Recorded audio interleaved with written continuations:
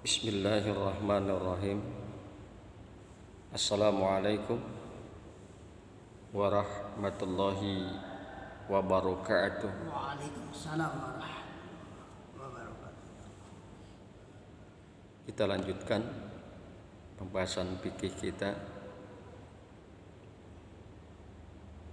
Pembahasan pada pagi hari ini masih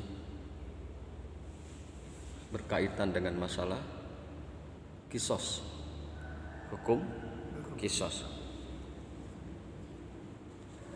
Pada satu kaul dikemukakan fa inna fil kisosi hayatun, maka sesungguhnya di dalam kisos hayatun itu ada kehidupan. Maka sesungguhnya di dalam kisos itu ada kehidupan. Perlu diketahui bahwa tujuan hukum adalah memberikan efek jera, sehingga si terhukum tidak mengulangi kejahatannya lagi. Itu salah satu tujuan hukum, memberikan efek jera sehingga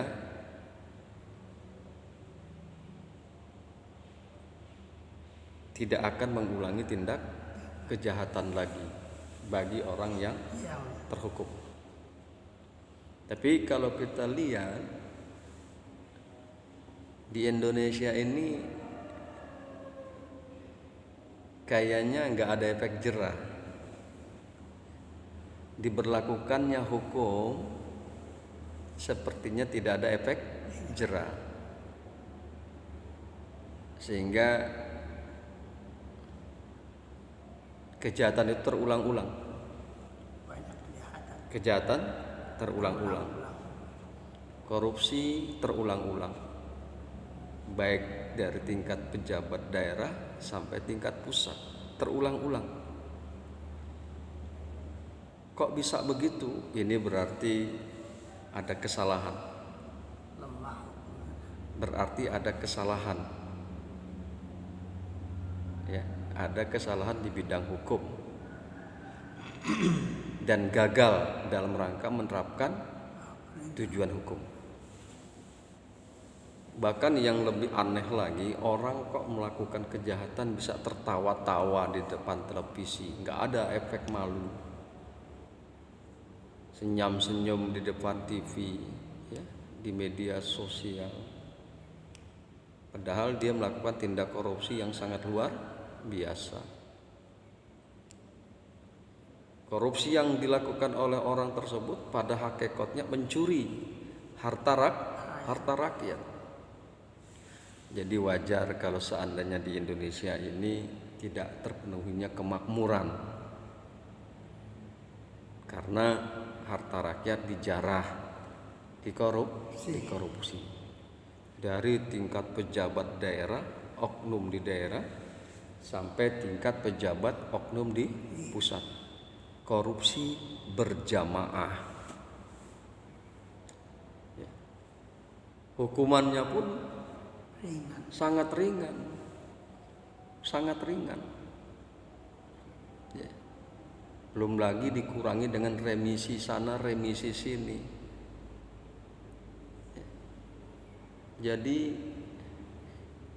ada sebagian masyarakat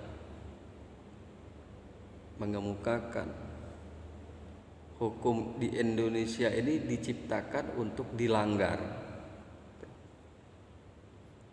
Koar-koar dulu pada waktu Covid akan dihukum mati orang yang korupsi atas dana bansos.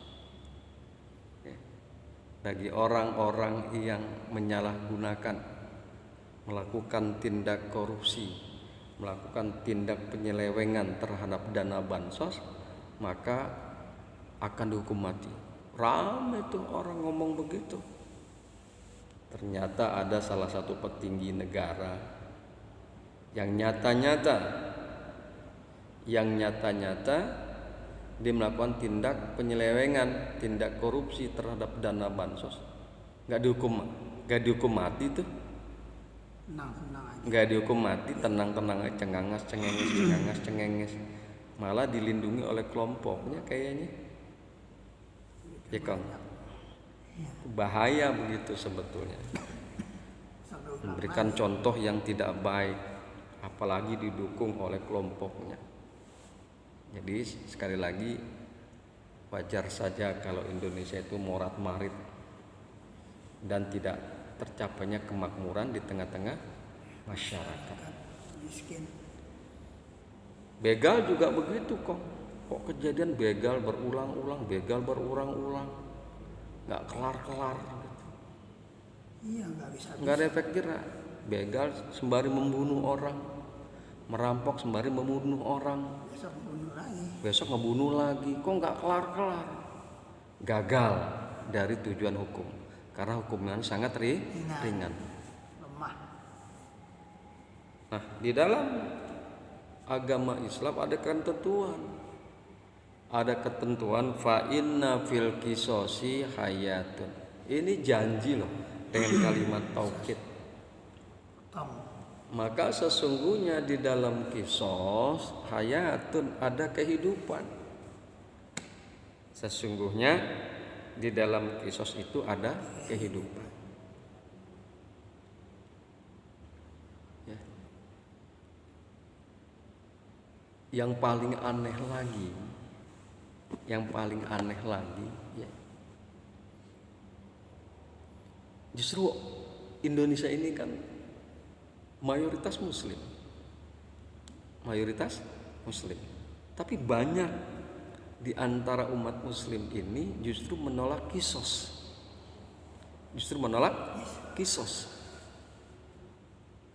Padahal udah janji sesungguhnya di dalam kisos ada kehidupan. Sekali lagi sangat aneh. Banyak di antara umat muslim di Indonesia justru menentang hukum Allah, menentang hukum agamanya, yaitu hukum kisos.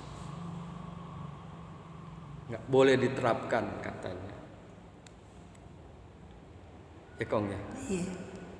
Kok umat Islam begitu? Sehingga ditegur tuh di dalam satu surah, apa hukma zahiliyah ia berguna, wa man ahsanu minallahi hukman liqaumi yuqinun. Ya, Allah menegur sekaligus mengecam di dalam Al-Maidah ayat 50. Apa hukma zahiliyah ia berguna? Apakah hukum jahiliyah yang mereka kehendaki? Apakah hukum jahiliyah yang mereka mau? Apakah hukum jahiliyah yang mereka cari? Wa man ahsanu minallahi hukma liqaumi yuqinun. Hukum siapakah yang lebih baik daripada hukum Allah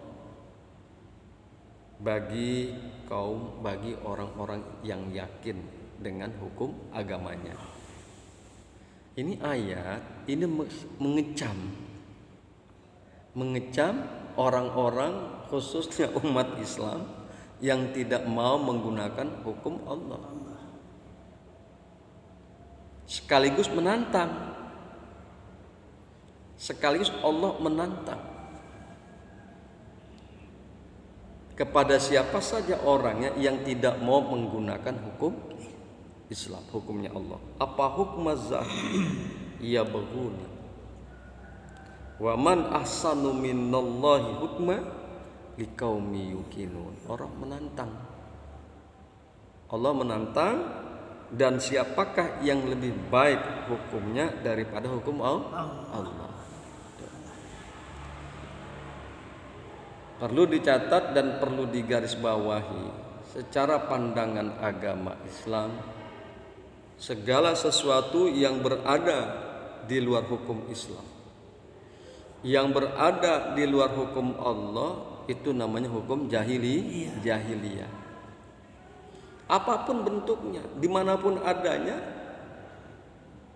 jika itu bukan hukum Allah, jika itu bukan syariat Islam, maka itu adalah hukum jahiliyah. Dirancang sedemikian indah, dirancang sedemikian baik, ya, bertentangan dengan hukum Allah, maka itu adalah hukum jahiliyah. Bermaksud bagaimana hukum ini bisa menimbulkan efek jera.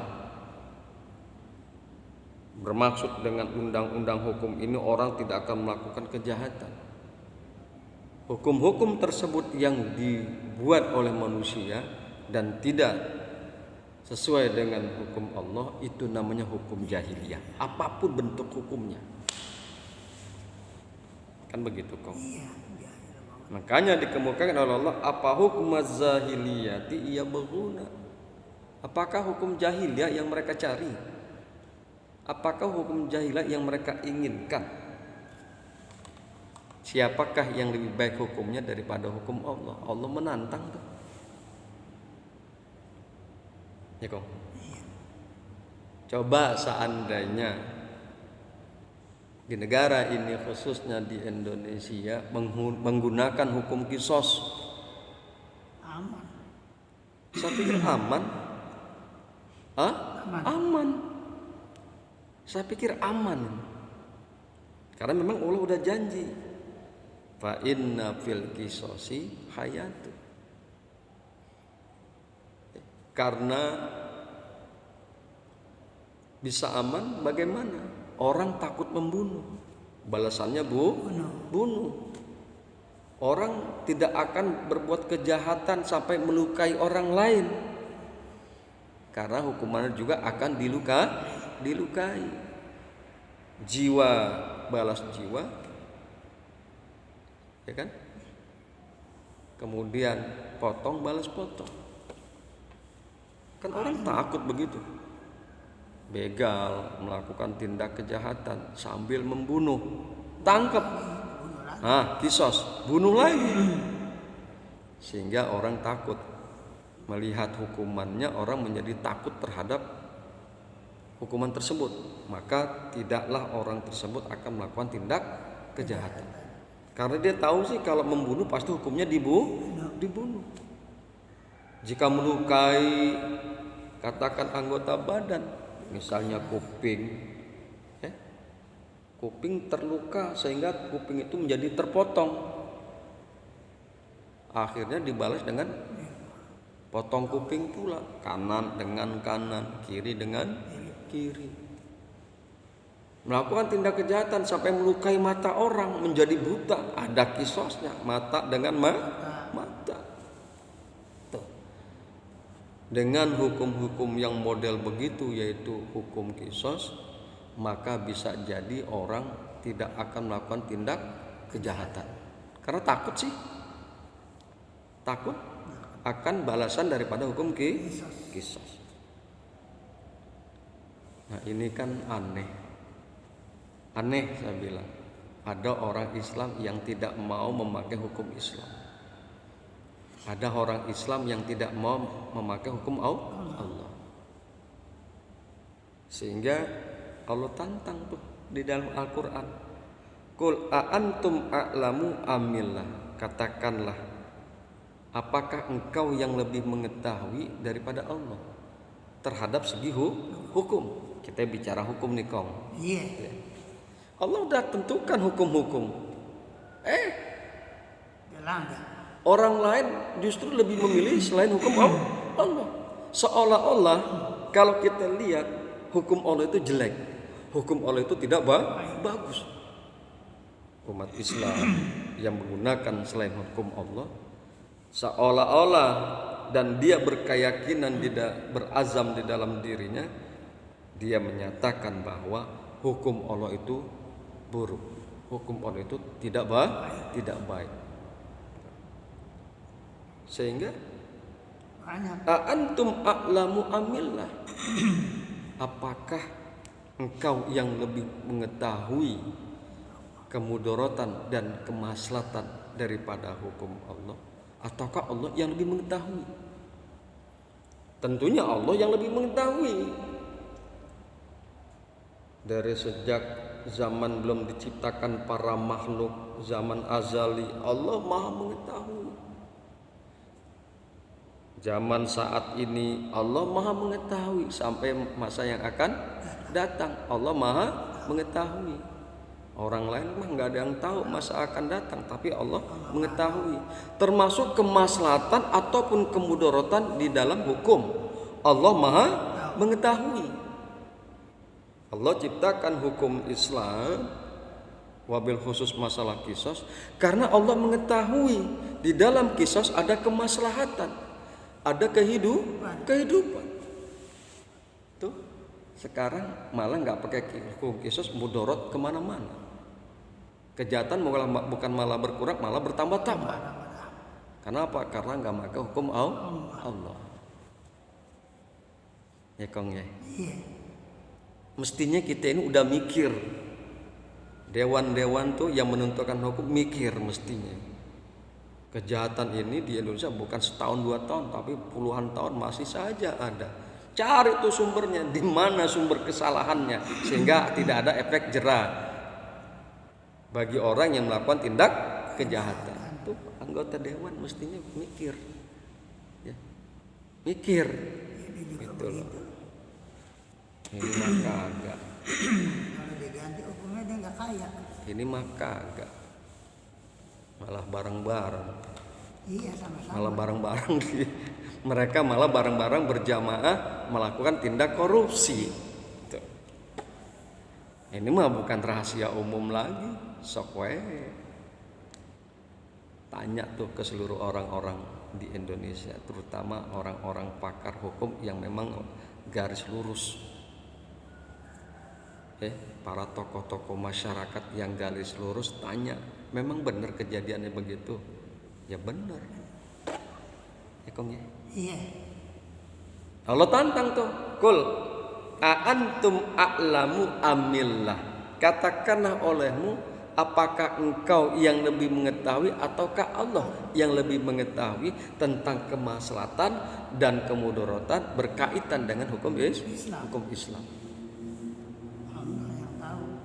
Allah yang tahu. Nah, Allah menciptakan tatanan hukum itu kan demi kemaslahatan umat manusia. Allah menciptakan tatanan hukum itu berupa syariat Islam itu untuk kemaslahatan orang-orang Islam, khususnya dan umat-umat manusia pada umumnya. Tentunya Allah lah yang lebih mengetahui kemaslahatan daripada hukum yang Allah telah ciptakan. Kemudian di penghujung pertemuan kita ada teguran dari Allah. Wa ma kana lil mu'minin wala mu'minatin idza qadallahu wa rasuluhu amran ayyakuna lahumul khiyaratu min amrihi. Wa may ya'sillah wa rasulahu faqad dhalla dhalalan mubina. Ya. Al-Ahzab ayat yang ke 36. Wa ma kana lil mu'minin wala mu'minatin, kagak layak dan tidak pantas, tidak patut bagi laki-laki mukmin wala mu'minatin dan juga bagi perempuan-perempuan mukmin. Enggak layak, enggak pantas. Iza qadallahu wa rasuluhu amron, apabila Allah telah menentukan dan Rasulnya telah menentukan akan satu perkara, ayyakuna lahumul khiyaratu min amrihim, akan ada pilihan yang lain bagi mereka tentang urusan mereka. Ada pilihan hukum lain daripada hukum Allah. Itu enggak pantas. Enggak pantas bagi laki-laki mukmin, perempuan-perempuan mukmin apabila Allah telah menentukan satu hukum, maka dia lebih memakai dan lebih memilih hukum lain selain hukum Allah. Nggak pantas tuh. Orang mukmin laki-laki model begitu, mukmin perempuan model begitu, nggak pantas. Coba perjuangkan dong. Ya, di badan legislatif bagaimana caranya tuh hukum bisa digunakan di Indonesia dengan hukum Allah. Mereka kan kebanyakan muslim. Mereka kan kebanyakan perempuan mukmin, laki-laki mukmin yang mengaku-ngaku di KTP-nya adalah orang Islam. Kenapa nggak mau make? Allah tegur, nggak pantas loh, nggak pantas laki-laki mukmin, perempuan-perempuan mukmin. Apabila Allah telah menentukan satu hukum, Rasulnya telah menentukan satu hukum, satu perkara, justru ada pilihan lain daripada hukum Allah, daripada hukum Rasulullah sallallahu alaihi wasallam. Wa may ya'sillah wa rasulah, dan barang siapa yang durhaka, barang siapa yang durhaka menentang Allah dan Rasulnya, faqad dhalla dhalalan mubina, maka sesungguhnya dia telah sesat dengan kesesatan yang nyata. Ya. Para orang-orang penentu hukum, katakanlah legislatif, anggota legislatif nggak mau pakai hukum Allah, berarti dia durhaka kepada Allah. Si mukmin yang tadi tuh, yang KTP-nya katanya Islam, di legislatif dia menentang hukum Allah, dia durhaka kepada Allah dan Rasulnya, berarti dia telah durhaka kepada Allah dan Rasulnya. Bagi seorang mukmin sejati, baik laki-laki maupun perempuan, maka mestinya dia itu bersikukuh bagaimana caranya hukum Islam itu bisa berlaku di Indonesia. Berjuang bagaimana caranya hukum Islam, hukum Allah dan hukum Rasulullah bisa berlaku di Indonesia. Karena apa? Indonesia mayoritas muslim. Bagi orang-orang yang durhaka kepada Allah dan kepada Rasulullah, yang menentang, yang tidak mau maka hukum Allah dan Rasulullah, dijelaskan oleh ayat ini, faqad dhalla dhalalan mubina, maka sesungguhnya dia telah sesat dengan kesesatan yang nyata. Karena dia durhaka kepada Allah, tidak mau memakai hukum Allah. Orang tersebut udah sesat dengan kesesatan yang nyata. Kalau orang sesat itu di mana kong tempatnya? Di surga apa neraka? Neraka. Cengangas-cengenges loh. Ya, sekarang ini di dunia karena merasa menang tidak pakai hukum Allah. Cengangas-cengenges di dunia, bergembira senang-senang. Tar lihat di akhirat. Di akhirat azab Allah sedang menunggu. Sebab dia tidak mau menggunakan hukum Allah dan hukum Rasulullah. Ya kong ya. Gimana? Dia ngerti tapi dijeblogin terus. Dia ngerti tapi nggak mau dipakai. Takut miskin. Tapi giliran pemilu, umat Islam tuh turun udah tarik-tarik biar nyoblos dia. Sebelum pemilu dia ngomong dengan gagahnya, kami tidak butuh suaranya umat Islam. Kami tidak butuh suaranya umat Islam. Giliran pemilu aja atau pilkada nangis-nangis. Nangis-nangis minta suara umat Islam. Ke pesantren lah, ke madrasah lah, ke kiai lah, ke ulama lah. Lalu dulu ngomong katanya nggak butuh suara umat Islam. Nah itu ciri-ciri munafik. Omongan pagi nggak bisa dipakai sore, omongan sore nggak bisa dipakai malam, omongan malam nggak bisa dipakai pagi. Itu ciri-ciri orang munafik. Ya. Dikit lagi nih. Bentar lagi nih pemilu. Ya. Pasti tuh mau pilkada kek, mau pemilihan umum kayak itu pada calon-calon malah ngerayu-rayu masuk pesantren. Yang biasa nggak pernah masuk pesantren, yang biasa nggak pernah pakai kopiah. Yang aneh lagi justru yang Kristen pakai sorban. Aduh, kafir pakai kopiah pakai sorban masuk pesantren. Rek naon sia? Rek naon sia masuk pesantren, yang biasa nggak pakai pesantren, yang biasa nggak pernah ke pesantren pakai kopiah, yang biasa nggak pernah pakai kopiah pakai sorban, yang biasa nggak pernah pakai sorban. Pak, ngapain tuh begitu? Untuk menarik simpati umat Islam agar bisa nyoblos dia. Pegang tuh Kong, pegang. Nanti orang model begitu kalau udah menang lupa sama umat Islam. Lupa sama umat Islam yang selama ini selama pilkada dan pemilu dia cari-cari umat Islam suaranya, tapi setelah menang dia lupa terhadap umat Islam. Ya Allah, astagfirullahaladzim, astagfirullahaladzim. Ya Kong ya, cukup. Orang yang begitu nggak mau dicabut, buru-buru cabut. Subhanakallahumma wa bihamdika asyhadu an la ilaha illa anta astaghfiruka wa atubu ilaik. Assalamualaikum warahmatullahi wabarakatuh. Waalaikumsalam warahmatullahi wabarakatuh. Lagi nah, dikit lagi nih. Ramai